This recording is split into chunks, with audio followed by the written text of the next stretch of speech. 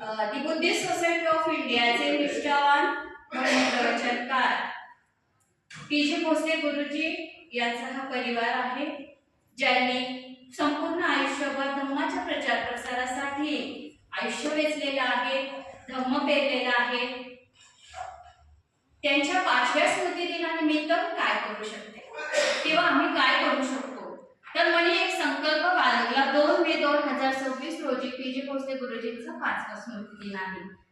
प्रत्येक मुला मुली अन्नदान करतात, धम्मदान करतात, झाडं लावतात, तसं आम्हीही केलं.